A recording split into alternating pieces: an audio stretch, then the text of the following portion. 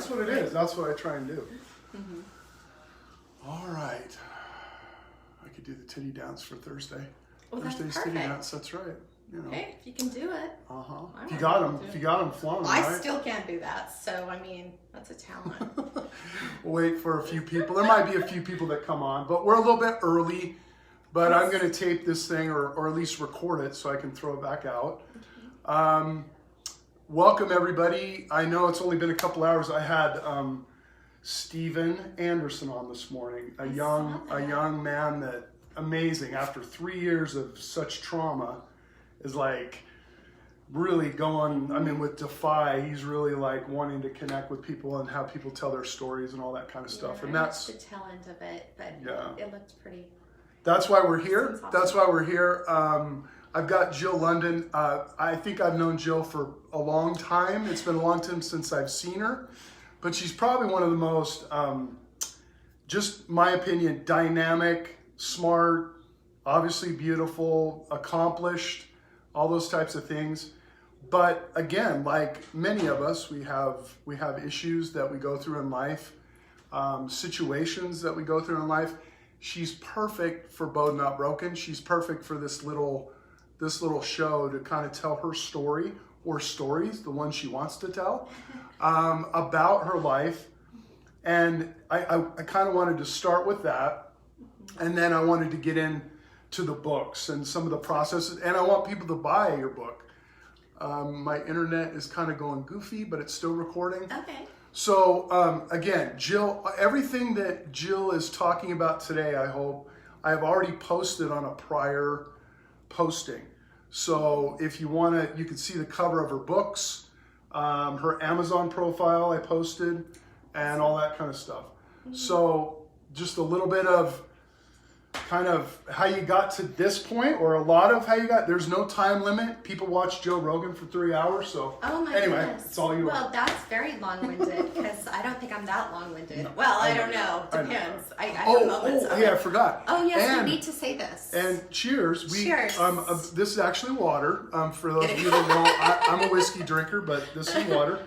And we are here at. People are coming out. We are here at Sydney Neal's place.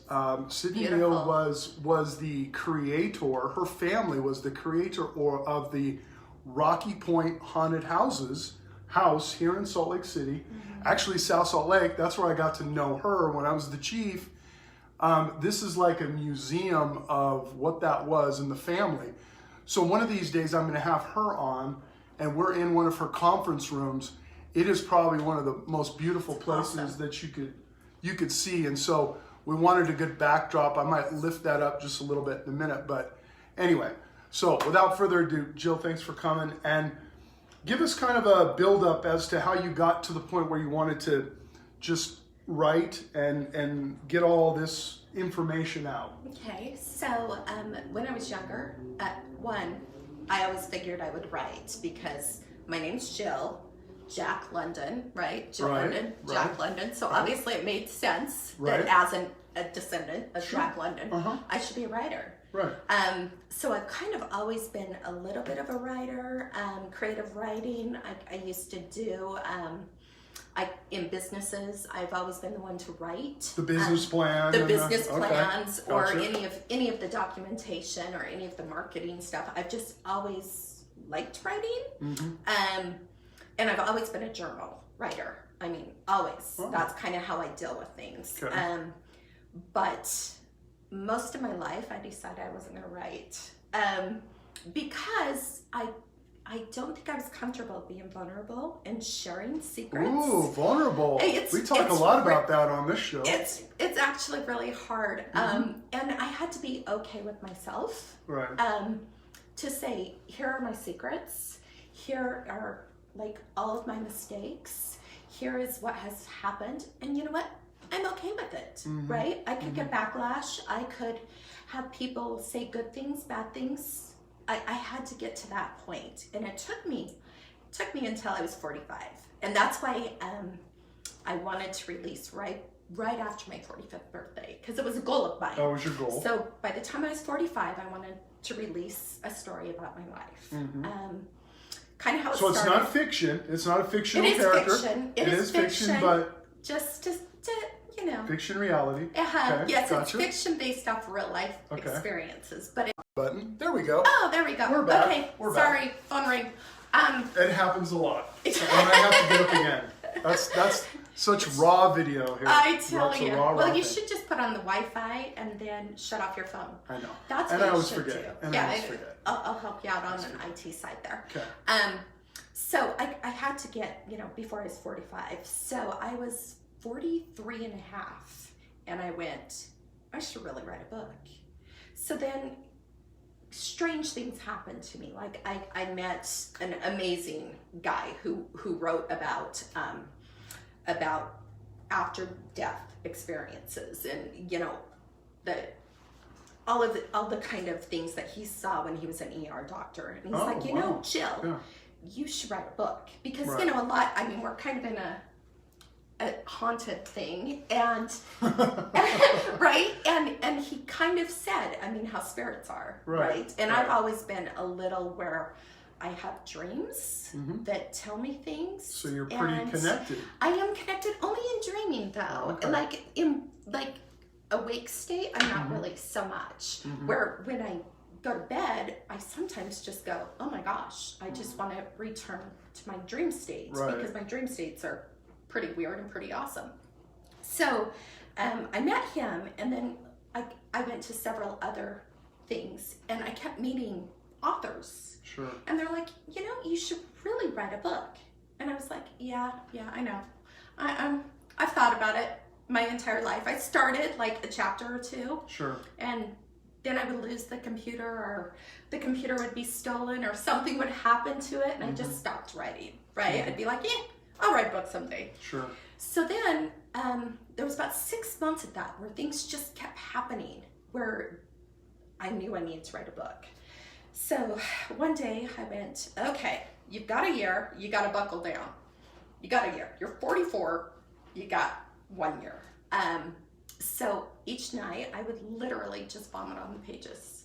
And I feel like that's how everyone should do it. Right. Because you just get it out. I'm sure there's a lot of people. I know I haven't bit the bullet. I've been wanting to do it forever. You just have to. But so you just kind of, your process was blah, just throw it out there. Oh yeah. So, and it's funny because when I was going back later to edit, I realized I'd go from present tense to past tense to present tense to because you're just doing a chapter at a time or a page at a time. Like talking in a recorder, probably. Exactly, where you think of things you and don't really know. And so, of course, I did it chronologically. So I started in my childhood, which I had an amazing childhood.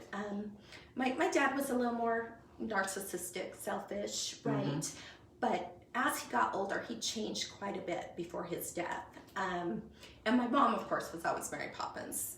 She still is. Mom was Mary Poppins. Mom was totally Mary Poppins. Everything's happy. Everything's Cookies smiley. baked. Oh, yes. Cookies baked. She will cater after you. She just is the most lovely woman. And she still is absolutely my hero.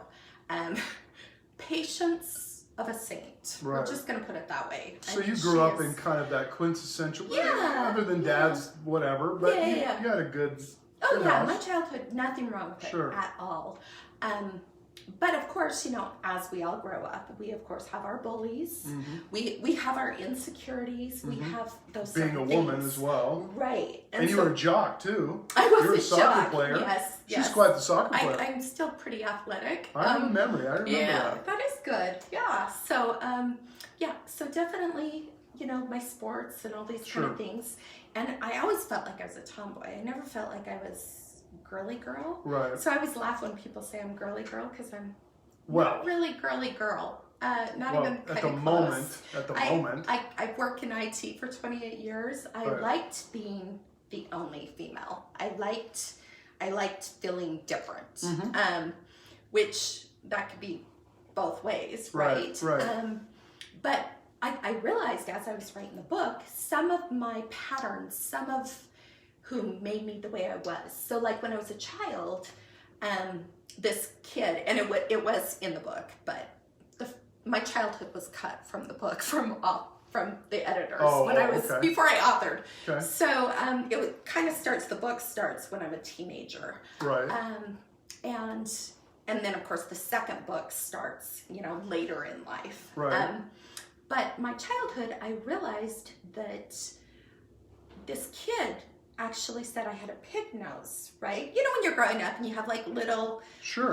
Bullies, and sure. and he of course was mean, and he used to say it all the time. So I swear when I got older, I was going to get a nose job. No, I have not got a nose job, by the way. I haven't either. But... So I would look in the mirror and I would smile, and I realized if I smiled, right, my nose wouldn't turn up as much, right? That's funny. So this is how I learned that no matter how I was feeling or if I was sad, I still had to smile. Right. So some of our patterns and some of the things that we learn younger, you don't realize why you do the things you do.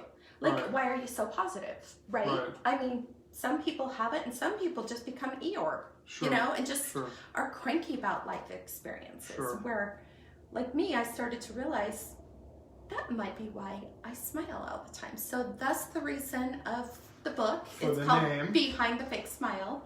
Okay. Because whether it was depression, whether I was going through cancer, whether it was troubled teenagers, whether it was my teen pregnancy, whether it was bullying, I still was smiling.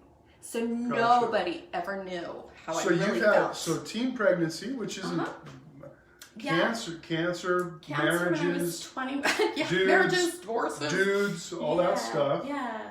And not necessarily in that order. Oh, kind of. Yeah. Well, kind of,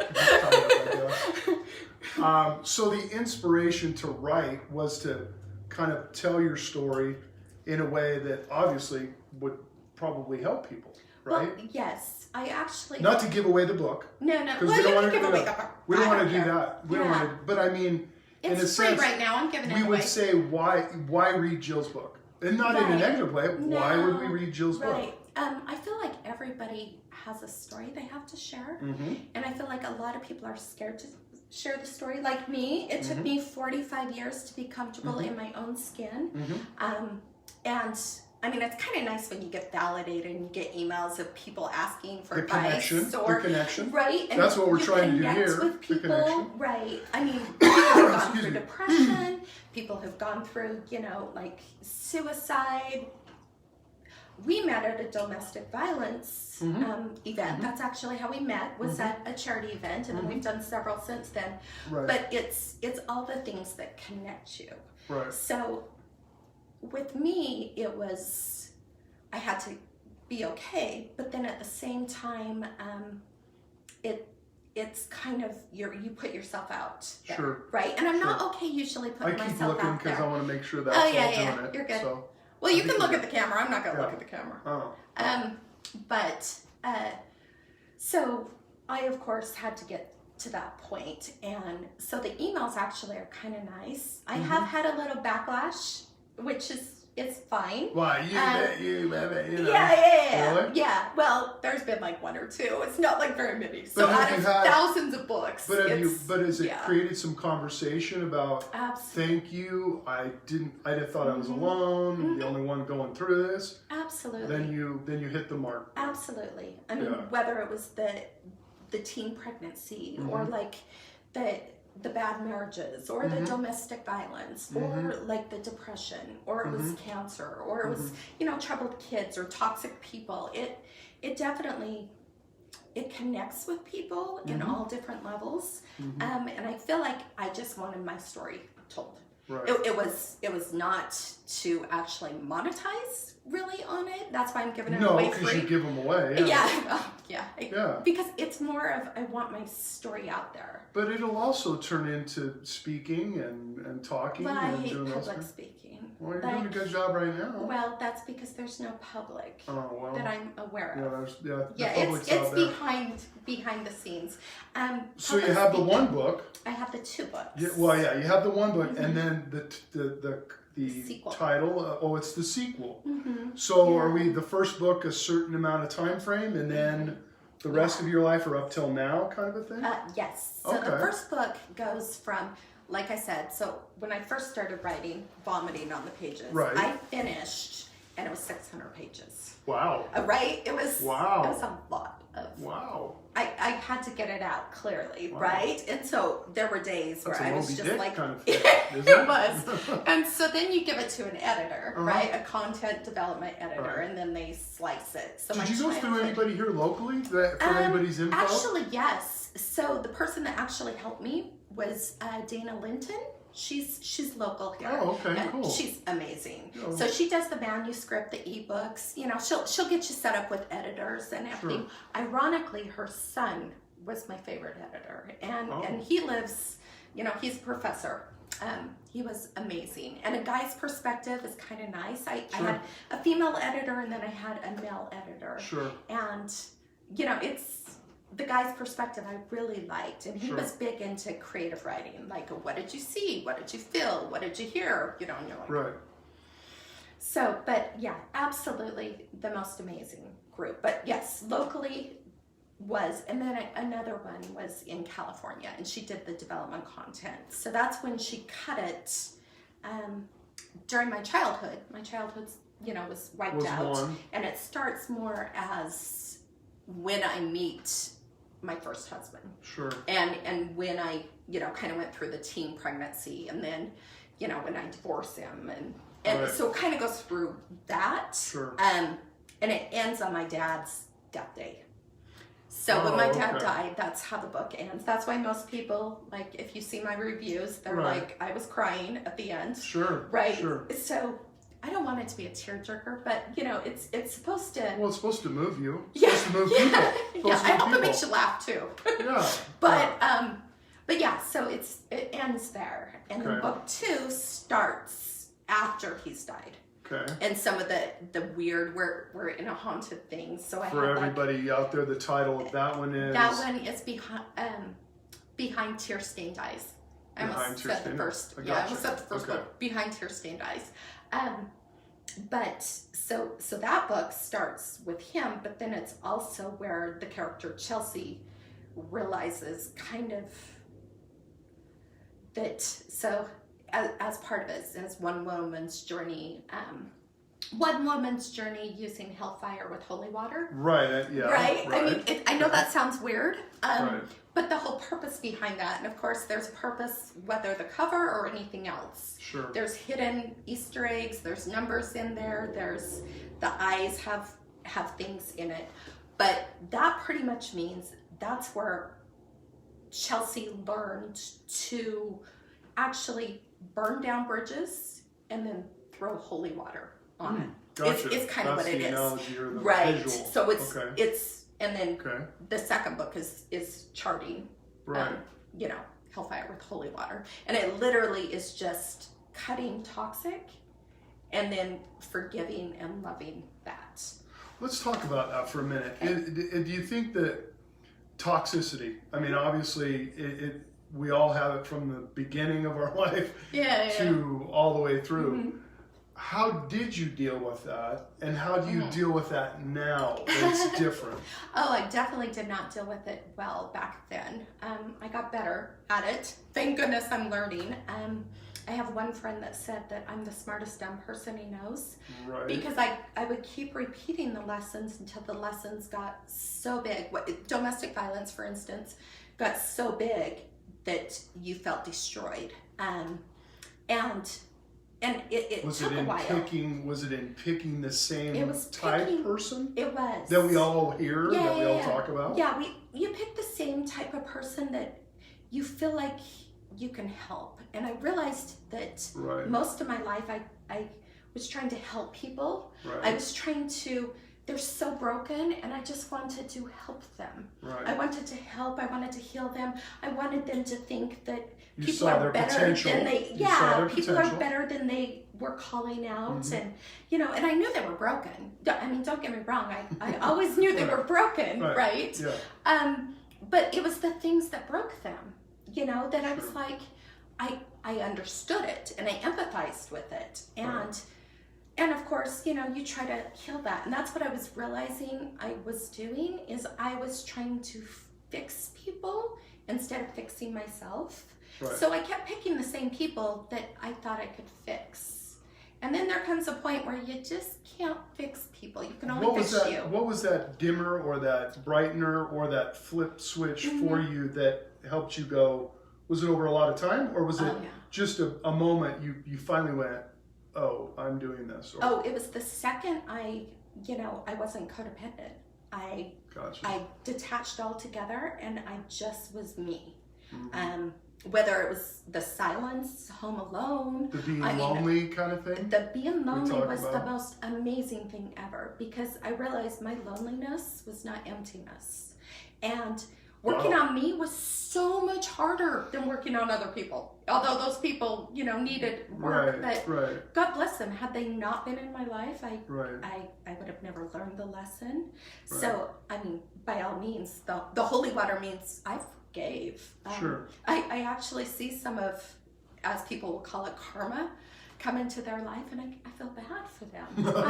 I know that sounds so weird because they were so hurtful and mean. Right. But then you go, oh my gosh, bless your heart. Like, well, you hate to see it. Yeah, you truly do forgive, or you never forget. But you certainly don't want them in your life. Like, I mean, you cut that, but you're it's a you have a bleeding heart towards them, and it's not that you condone the actions. It's not that you actually say it's okay to be violent or anything, but you get it. Sure. Right? You get that they had the same happen to them, and that's how. Oh, you're good. Oh, okay. You're good. That those that love you the most are actually the most hurtful, right? Because they know you where only to hurt stab the you. ones you love. Yeah, exactly. Well, and I mean, one thing that I've learned over the years, right, is that anger and love are kind of pretty close. Yeah, they're pretty close in the brain. So you definitely do, because you feel more comfortable, right? And of course, it does not condone violence. It does not condone hurtful things that people did or say or anything. It doesn't condone anything I did wrong. It's how it is. People hurt people. Broken people try to break other people. Insecure people need attention, right? People that need attention likely didn't get it later on. I mean, it's just these huge patterns that just snowball. I mean, even like the taboo word that everyone uses, I swear in Utah, it's a Utah thing, narcissist, right? They're just broken insecure people. Narcissists. Absolutely. They are just very hurt people. They just need attention, validation. I mean, we all need that love and attention. Yeah, they just don't know how to do it because they lost all sense of empathy. Right? But Utah definitely uses that term a little more than they probably should. I know true ones, but I mean, you just have to feel bad for them, which is it. It breaks my heart. I gotcha. You're watching The Daily Bend, and I have Jyl London here with me, the author of 2 books, a book and a sequel. I've thrown that up on my wall, and I've tagged her, and we'll do all that kind of stuff so you see it. It's they can buy it at Amazon. They can buy it Barnes and Noble. You can buy it anywhere. Yeah. She'll even give it away. I actually it's kind of a labor of love for her. And it really kind of we're here today at Sydney Neal's place. This is her office and studios. There's some studios in here. I don't know if anybody out there remembers the Rocky Point haunted houses that was here in South Salt Lake right now as well too, but rated the #1 haunted house and attraction in the country, if not the world, for many years. And we're almost in like a museum. And one day I'll have Sydney on, and we're going to also talk about what she's done here in this office building. But Jyl was nice enough to meet me in a place that was pretty classy, pretty beautiful, and pretty nice. We are surrounded by ghouls and goblins and haunted type stuff. But if you know Sydney, she did a really good job of not only making it fun and, you know, not too scary, but very interesting. Very She always kept the light. Yeah, and very interesting. In here. And she made this. I mean, yeah, she gave us the goblets amazing. And the goblet. I feel like a king, and we got a little cheese plate there. These are platter. The greatest things ever. One of the questions I had was who. So we talked about the why. We talked about why would somebody want to read this book, and that's what this show's all about, is telling your story. Well, you've done it in a way that I think a lot of people would like to do it in a way. So a lot of books are for women, and then there's a lot of books for men. But there's a lot of good books that men should read. Is this one of those books? You know, I have a lot of men that have read this, which kind of surprised me because I classified it as women's fiction. Okay. Because I feel like it would connect more to the female, right? Because of course the teen pregnancy and like going through cancer, or the divorce or anything. Right. But I think it connects with men just because it's the female perspective of where they were, and surprisingly, I mean, it's been spun by some of the men in the emails I get, and one day I will finish respond to every single email. Right. Everybody out there, she'll get there? Yeah, I will get there. I have hundreds, and I want to take the time to write. Sure. I don't want, you know, the thank you very much. I want to detail.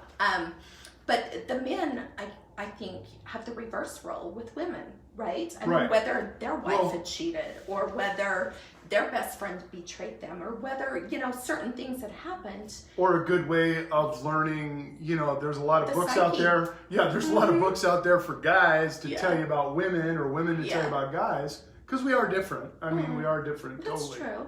So, I mean, I don't even get women, so, you know. I don't even. I don't get men or women. I barely get myself. So. so it's one of those things where, you know, both books they could. Absolutely. Yeah. One of the other question I had was, and my mind is because of old age, but I think I know the question was, would you elaborate on maybe one or two of your adversities, and really, you know, was it just a person that was around that helped? I mean, because a lot of times I talk about, you know, reaching out, and somebody, was there a couple situations where somebody reached out just unconditional, out of the blue, almost like, I was thinking about you, you know, were there some situations like that? My entire life has been like that. Like, I have the most amazing, I mean, those that know me personally know I'm surrounded by amazing people. They're beautiful as well, right? I mean, you know, they're like Bo and that. Beautiful? But, yes. Well, I figured you've never been called beautiful. Well, my name starts the beautiful thing. It starts with the B. But there ain't nothing beautiful about this. So, I mean, I just am surrounded, and somehow I attract that. I mean, of course, I've attracted the bad as well, but somehow the good just happens. Like, I will meet someone and they'll be like, I know you. How do I know you? And they'll share intimate, crazy details. With you. Just with like me. Just like they've known me their entire life. Right. And I find that the biggest compliment that someone values and trusts me enough to share really intimate details within just barely meeting me. I think you and I kind of did something similar, right? We met at it was totally domestic violence event, and it was up by It was in Jim Stojak's place. Yeah, what was that called? Canyon Inn. Yes, I wish that would reopen. Okay. I know. So that was awesome. Canyon Inn was awesome. Yeah. I think we should recruit that back. Yes. But we met there and we just started talking, right? And then of course we've done several charity events since then. And I think part of our connection is we know what it's like to lose all and be okay with it, right? I mean, the reason we get back is not to boost us up at all. We get back because we know what it's like to have nothing. Right. And without me getting teary-eyed, right? You're okay. It's okay. No, it'll totally like ruin my eyelashes, and we don't want that. I appreciate you being.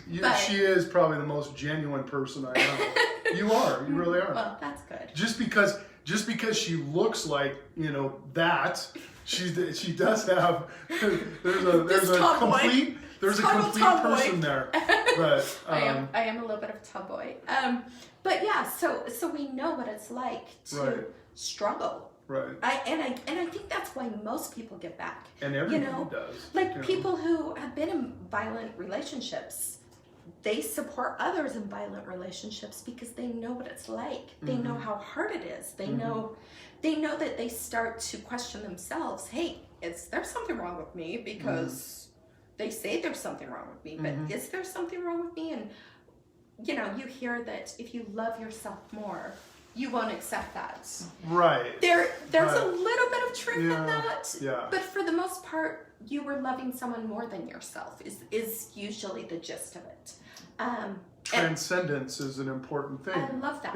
That's being a perfect bigger word. than what Yeah, you get the bigger picture, right? I mean, of course, it's small tasks, and even the most violent people I know, they have some amazing traits. I mean, they are loving. They are, and so there's a reason you fall in love with those. Right. And I do have to tell you, that was the hardest part about writing the book, was to call out the good.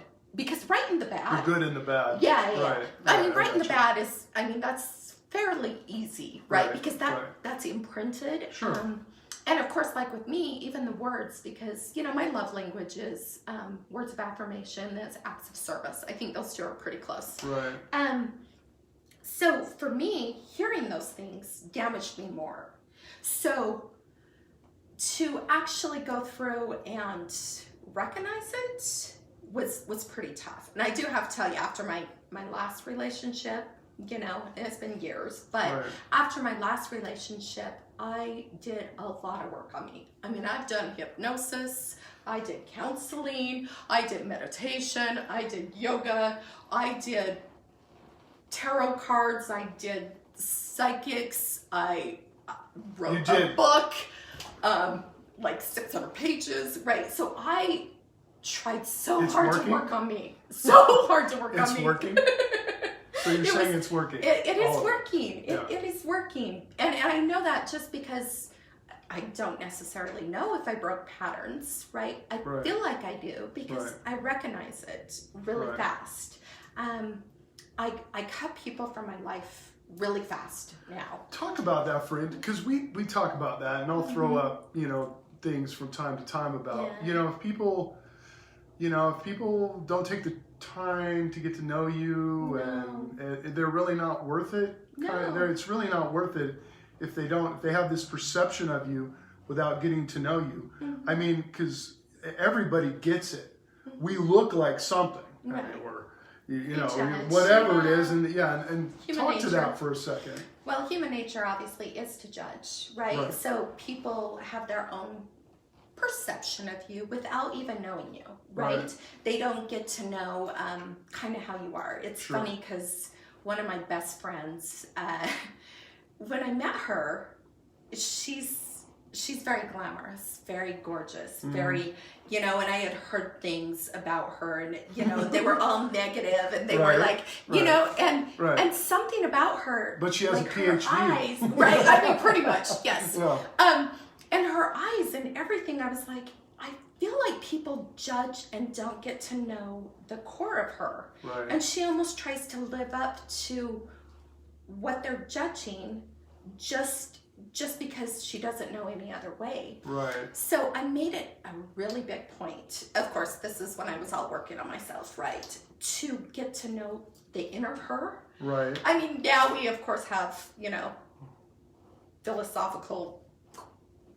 philosophical discussions over things and how everything is just an energy, and how certain things were just part of a soul family, and our soul family and then we stop vibrating with people, so we have to leave those people and they have to get to know us better. So we'll have those discussions, but with her, it was one of the most amazing things. And since then, it's pretty funny because I have an amazing tribe. And they have all gotten to know her. And they're like, you know what? I would have never guessed. She is so kind, so giving, so funny. I mean, she's pretty... I mean, you have to be pretty witty. I kind of call it the highlight reel, and I've kind of said that like before. That, yeah. Everybody looks at everybody's high, and that's the first impression. Yeah. Or over time, they look at all the good things. They don't realize that everybody's got an issue with something. Oh, problems absolutely. We're and all challenges. insecure. You Yeah, know? we all have our insecurities, definitely. Yeah. I mean, and we all have like our self-doubt, you know. I always bring up where I've been asked this actually about the book is our intuition. Our intuition or like spirits or God or whatever you believe in, when it says something to you, if it's negative, it's not a spirit or anything. That's your mind. That is yourself saying that to you. I mean, everything else that's uplifting is definitely, you know, a higher being of some sort.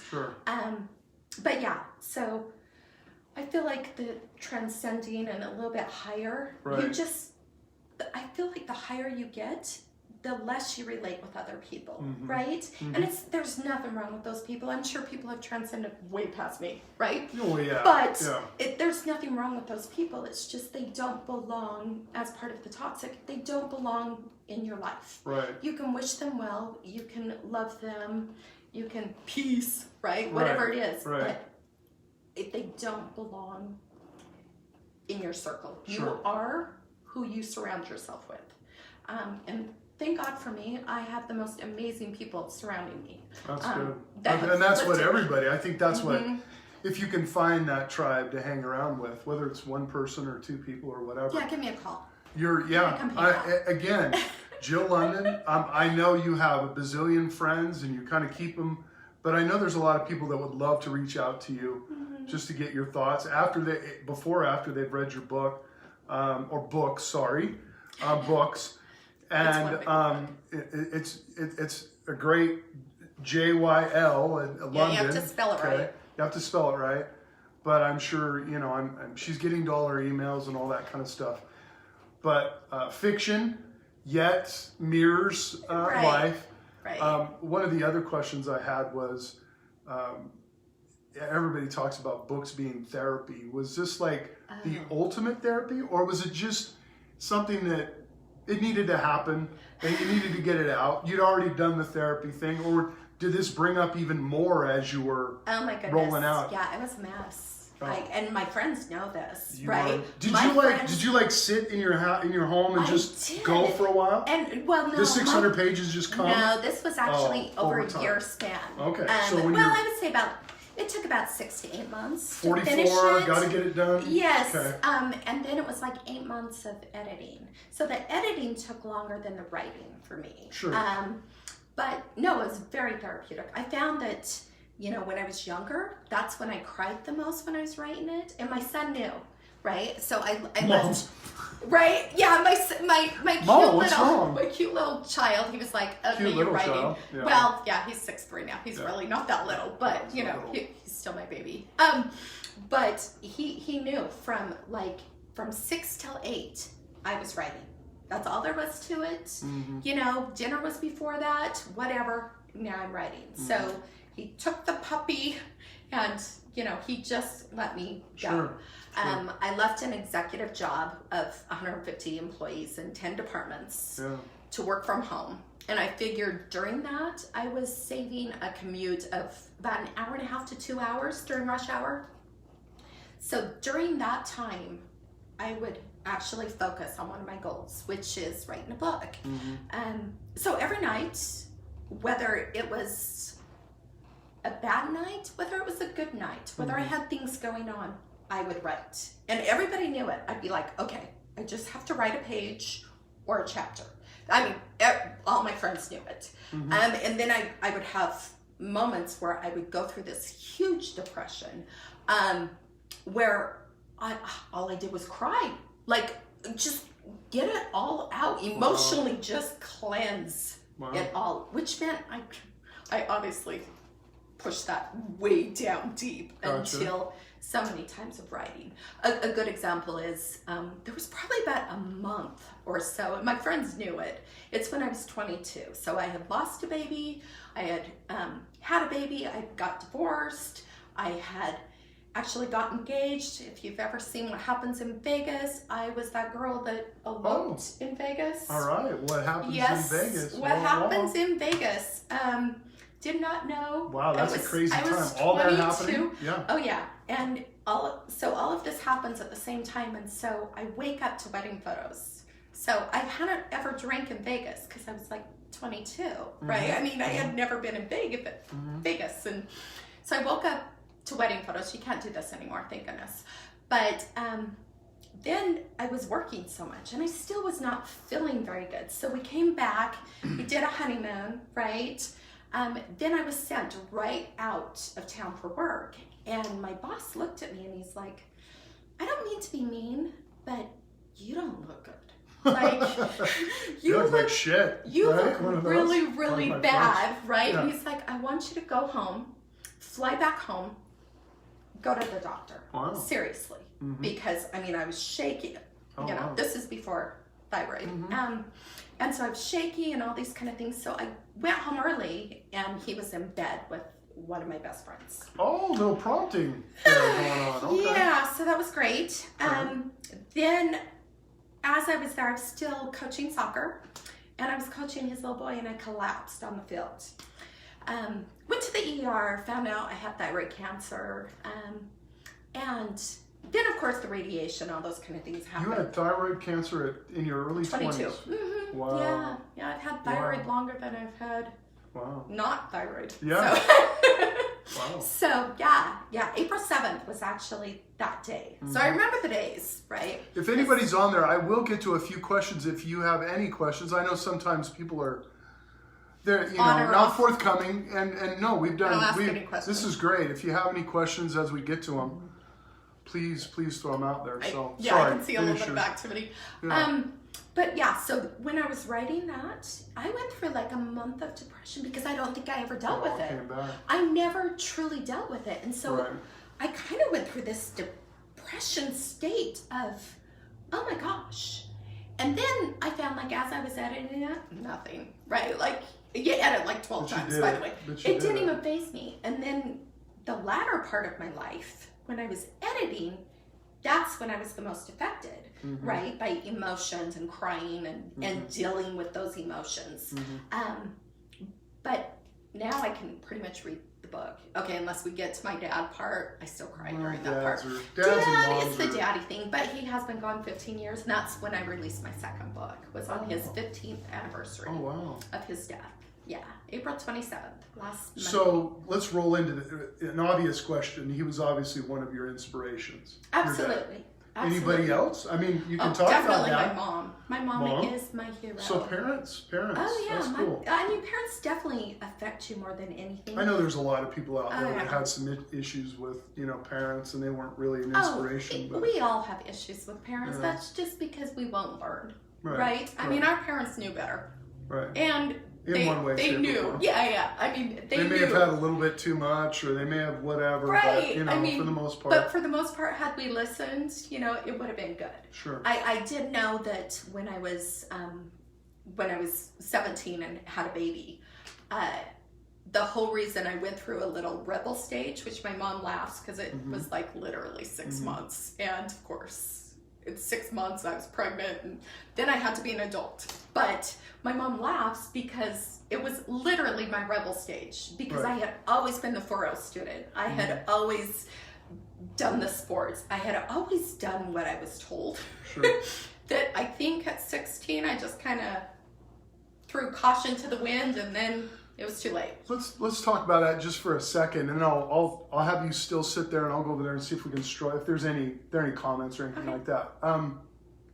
You are a good example of having a child early on and still succeeding in the boardroom. Oh, it's so hard. Everywhere else, but I know it's hard. Yeah. But there are a lot of young women out there. There's a lot of parents out there that have. Grandchildren really early. We can't really go back and change it. No. But we can talk to the attitude of what kind of attitude to get you kind of forward. Oh yeah. Well, it did actually take me almost 13 years to get my bachelor's degree. And then my master's degree was pretty fast because my family supported me so much. But I still I'm still single with 3 kids. But yeah, by all means. Sorry, he's scrolling. So I'm just scrolling. I just left. No, just a lot of people listening, which is good. Lots of folks listening. If you have any questions for Jyl, where to find her books or anything else that you might want to check out, please share. Connect with her, ask her questions. Anything that I know she's very, very approachable, always has been, and is always willing to help out. Let's talk about some of the things as far as charity-wise goes. I know you have your own charities as well. Own, just one Talk charity. to those for a minute. I have my own nonprofit, Okay. and it stems around children. So I do help others, and it's putting on events. Usually it's for little kids with cancer. Okay. But I have not done it for so long. It's been probably, 3 years since I put on an event. Well, you've been writing. Life kind of got ahead of me. Right. And I've been moving. So I've moved almost 4 times in 2 years. That doesn't say anything, does it? Right. The whole reason behind, yes. So my house, I wanted to get rid of because of, one thing I'm good at is the second I end something, I somehow wipe out pictures. You can anything compartmentalize? that was, I absolutely wipe it out. That's not. I don't have pictures of me. That's a dude trait. That's compartmentalizing. I have been told I have bigger balls than most men. So, there's some truth to it. Doubt that, so, anyway. I don't. Depends on the men. But yeah, so I'll wipe out, absolutely burn all of it. I don't have pictures of exes. Of course, my son's dad, I do. I have the wedding and everything for him. Right. And me and my son's dad. Yeah, we have split custody. We actually get along great. Nice. So, we communicate well. Sure. Right now we're kind of dealing with our son missing a few assignments because video games are really close to play compared to schoolwork. Well, we need to get back into sports and that stuff. It's been a little routine has kind of been off, but of course he's the brilliant child that is doing the high school college, so he's got a little bit higher expectations set on him, and then not going to school. I'm not gonna lie, his teachers suck. I get it. Yeah, I'm I can't help you with that AP math. I don't think there's a few people out there that can help with AP math, but I know I can. Thank goodness his dad can. His dad that's good. is good at math. In the English and the history and AP Euro, those kind of things I'm okay with. And IT, of course, but anything else, no, not so much. So, do you want to continue to write? Do you want... No. Not for a little bit. You're good for a little while. Yeah, I do have a lot of people that have written emails or contacted me on my website about being a ghostwriter. Mm-hmm. No. Unless you pay the big bucks, right? Even then, I'm it seems like that's something... I don't know how people have this as a profession. Good for them. Mm-hmm. It takes a lot of diligence and creativity, and I would think so too. Heaven help them, because there is no way. And maybe it wouldn't be as hard if I'm not writing a book about my own experiences. Sure. It wouldn't be as emotional, maybe. Right. But no, that was absolutely no. At least a couple years off, and or a year off, or something. No really wanting to go out and get on a speaking tour or junket or anything like that. No, I actually, that's probably that tells you a lot about. That tells you a lot about you, though. Because you're not doing it for. No. You're obviously not doing it for the money. You're not doing it for. You're just doing it to help people. Right. I always figured if I impacted one life, it would be worth it. Amen. And apparently I have. So, I mean, it's amazing. And it's actually a little bit fun just to reminisce about things. My best friend, who is Jessica in the book, she was reading. She didn't read them. Jessica, until they were out. That sounds just like a Jessica. Well, she absolutely, and how it all happened. And my name was Chelsea in the book. Was when we grew up together, right? So we've been best friends over 30 years, but. We used to tell people, like guys that would hit on us that we didn't like, our names were Chelsea and Jessica. Really? So that kind of spun into the book. And she didn't read the book until it was done.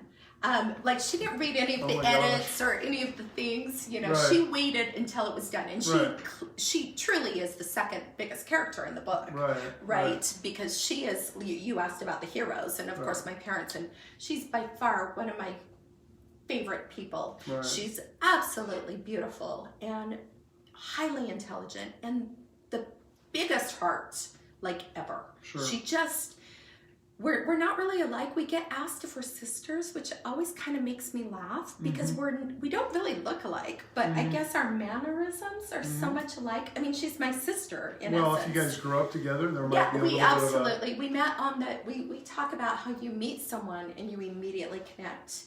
That was her and I. So she was at her locker and she was fidgeting, trying to open the locker, and I, of course, was there super early, because that's me. I was there super early and I walked all my classes and I had been my little OCD organized self and I knew how to open a locker, and she was right next to me. And she was trying to get it open and Jyl to the rescue, right? So I sat with her and I taught her how to open it, and then from that point forward, we have been inseparable. Friends. Oh, absolutely. I actually am very blessed. Through all the thick and thin. Absolutely. And I have another friend, Amy, who literally, it's been since we were elementary. We played soccer together. That's how we met, with soccer. And then I have several others that, like high school friends, I probably have. That's lucky. That's lucky. About, 3 or 4. So I'm going to start. I've already started in the first edition. I'm going to continue to finish that, and then the second one. I think we're smelling like screenplay, or it's a lifetime story. It would be. It would be a lifetime story. Definitely a lifetime story. Oh, okay. Yeah. Well, perfect then. People don't know it in the first book. The first book is prepping you. Right for the second. The second book is a little more soap opera. Lifetime story. Right. Hopefully it's not as big of a tearjerker, because I get that the first book people say it was a tearjerker, and it probably was because I was crying the entire time writing it. And that was ending. And I know some people have been with us the whole time, but the ending of that was Dad passing away. It was Dad passing away. And then the second. Yeah. So my boss passed away, and then my dad 2 days later passed away. They both had the same name. Which in the book it doesn't really call that out because the editor found that confusing that they had the same name. But they really had the same name. So my dad passed away from a scope on his knee. So he had a scope on his knee, passed EKGs and everything, and then he never woke up. So obviously he had a massive heart attack. How many times have we heard that happen? It's crazy. I think when it's your time, it's your time. And the EKG didn't pull heart attacks, but the autopsy showed he had thyroid cancer. It showed that he had multiple heart attacks. He was not healthy at all. Next to, he was active. That guy ate more sugar than anyone I've ever met. And we're comparing him to me because I love sugar. He loves the sugar. I love sugar. I actually love carbs, not gonna lie. But yeah, so he was so unhealthy. So his second cause of death was obesity. But he had never spent a day in the hospital. He was born on a kitchen table. He had never done, he was this 6'3" massive guy. Big dude. That, I mean, the doctors are like, well, we prefer you to stay. And he's like, no. Okay, well, we'll give you an oxygen tank to take home then. Right? And that's kind of how he went home one day. He never woke up. Oh, wow. So, my 30-year-old self, right, walked in and saw him and was like, oh. So that's kind of the end of the book is when I walked in and went, that this is really happening. And then the first chapter of the second book So first chapter is kind of what happened after that. It was the funeral, and it was the guilt of me. Aftermath. Yeah, it was the guilt of me feeling like, did I forgive him? Did I actually like resent him? Did I, like, how was I feeling during all of this? And then how I deal with chaos is usually I go into organization mode. And so I was organizing everything. I mean, I was recalking my mom's bathroom. This will tell you how I deal with grief. Oh. I go into busy mode. Go into handy person mode. Right? I go into what needs to be done because I don't want crying or people around me. I go into my little hermit, I'm in an organized mode. Which, if you tick me off, is kind of nice because I can clean the entire house and it's great. Right? I mean, I'm What's the perfect wrong? house. Nothing. Right? And I just keep cleaning. So that's how I deal with, if life is chaos, I make what I can control less chaos. Right. So I had guilt about how I handled grief. I organized. I did the funeral. I would come in the door after people were supposed to rehearse like a song or something, and they would all go, shh, hurry, she's here. And they would start working. I go into my little bossy type A. I mean, I'm definitely type A. Most people know I'm type A. But I kind of go into that mode. Do you know I'm type A? No, I could never tell. I really appreciate people that are watching, that have watched, and will watch. Make sure you share, and I'll share it. We'll get you a copy, all that kind of stuff. Time flies when you're having fun, man. We've been 50 minutes now, and it seems like it's been 15. And we could go on forever. We'll do it again. I hope maybe in a month or so, would you come back and when I finish the books, and we'll come back and chat again, because I think you are going to connect. You do connect with a lot of people. You're not just another beautiful, smart face. No, really. I mean, that's what the title. That's what the title of this whole thing was. Not just another pretty face. Yeah. You know, I mean, we all go through the shit. We all go through what's going on, and like this, and like her, she's been able to write about it, which is kind of cool. Not all of us, but I suggest that some people out there express it in some way, shape, or form. Kind of for the last thought and the last movement of this whole thing, what do you say? Kind of like, not in the camera, you don't have to, but what do you say to those out there that are struggling with almost anything? I mean, is there a common denominator that you could, your words of wisdom to them, to have them hang in there and not get so depressed that they want to take their own life, or they're hang in there with something that really, really matters? That's kind of the final. What would you say to them, or what examples, lessons that you have that you pass? I'll get back with you on. I promise. So first, it's okay not to be okay. I mean, not everybody is okay, and suppressing emotion is not good.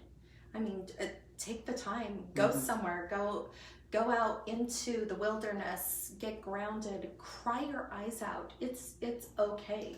If you're not crying, that's okay too. I mean, everybody deals with emotion at different times. I mean, mine was 15 years later and I dealt with emotion, right? And then also, once you get out of your little pity party, it's okay to have pity parties. Which is party. okay, yeah. Pity parties are okay. You have to deal with the emotions. It's not fair. Life isn't fair. It's okay to say life isn't fair. But once you get out of that, kind of just ask what lesson you need to learn.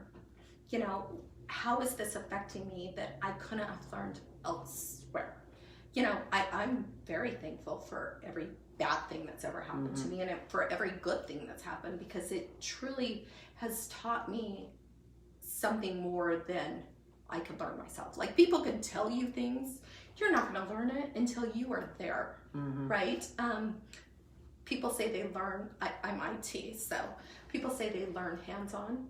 It's true. We all tend to learn hands-on. Life isn't fair. I mean, we've all been hurt. We've all had our struggles. We've all tried to deal with our struggles. I mean, people, again, can write a book. They can just communicate it. They can just sit with others, maybe mentor. You know, I mean, suicide, depression. My second book does go over suicide. It's one of the main characters in the book. Is one of my friends that had taken her life. So I mean, I get it. It's just the lesson. So if you can learn the lesson, we're all good. I'm still trying to learn all my lessons. I know. We still have a lot of lessons, and we're not alone. No. That's the thing. People don't realize that. Oh, you know, absolutely. They get in that panic. They get in that. I call it a depression panic, where they're, you know, I mean, they're close to taking their own life, or they're close to, you know, addicting out, or whatever it is, and they just don't realize that there's so many people that love them. And you know, I talk about all the time. I talk about the power of personal influence. You don't know, I don't know, to probably not much extent, or people out there, how much we affect people. And we don't even know it. We don't hear it, or we never hear it. It's our funeral when people go, "Oh, they were such a great person. And remember when that happened? Remember when that happened?" So I try and tell people, when you reach out to somebody, tell them how they've affected you, or how their personal influence, because guess what? You might hear that back from them. And that'll validate, oh, I do affect people's lives. You know, you may have kids that are gone, or all grown, or you may have little kids and you're just in this huge, chaos. You know, chaotic thing. But it's important for us to remember that the littlest things, we affect people. So kind of along the lines of what you were talking about, and you don't know how much influence you can have, as I think you already know, in writing these books, you know, and that's why I asked if you write hopefully, more. But, yeah, I was going to say, well, it's going to be a while. The other thing I've noticed is people look up tapping.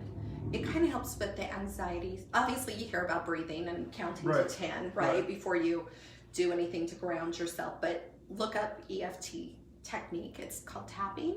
It's where you actually tap certain places of your body to control the energy. Very cool. So yeah, look up that. That's I know it sounds weird. No. I know it sounds weird. There's a lot of people out there that actually are into stuff like that. I'm all about that kind of stuff. It's not tapping your head with a beer bottle or well, you can. Whatever. I mean, if that makes you feel better, why not? But I know. Knock yourself out for a little bit. It's okay. The final word. Anything else on that one? No. I really appreciate. I mean, of course, if you want to email me, it's on Kindle. It's free.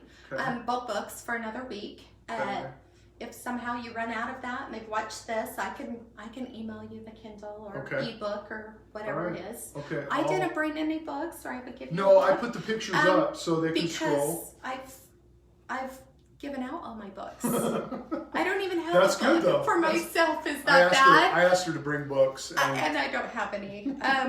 So I mean, the people that have ordered from the website, they're gonna notice they get them from Amazon, because I don't have any more books. So I ordered some, but it takes a while to get them in. So I've never even seen my second book, just so you know. Oh, wow. Really? Nope. Oh, okay. Nope, I haven't seen the second book. Okay, then. Well, I have from pictures. Soon. Hopefully so, soon. I haven't even tangible second book yet. If anybody wants to reach out to Jyl, please do. You will find that she's probably one of the most genuine people you'll find, and wanting to help in any capacity. So that's why I wanted to have her on. I know it was an hour out of your day that you were here. I appreciate you coming. I really do. No phoniness at all. Genuine. She's always. What did I do? Did I contact you yesterday? I think it was yesterday. Asked you. Yesterday. And she's like, sure, boom. You know, it was awesome. So we just have to do it during this time, which is he had to accommodate my schedule. That's what I can do. I can do that. I'm flexible. So everybody out there, make it a good day. I think this has been a fun day to kind of get people's stories out and what they're doing, and hopefully you're hanging in there. Remember that life's all about the bend, and we're not in this alone. Make sure you reach out to somebody today, to just anybody, or if you're at the store, open a door for somebody and smile at them, or who knows, whatever it could be. Stop, help them fix a flat. I don't know what it is, but just get out there and help somebody, because it really does matter. You never know. It could change your life. It's definitely going to change their life. Right. So absolutely. Thanks so much. Thanks for having me. And we'll turn off. Bye. Oops. Thanks so much. Thanks so much.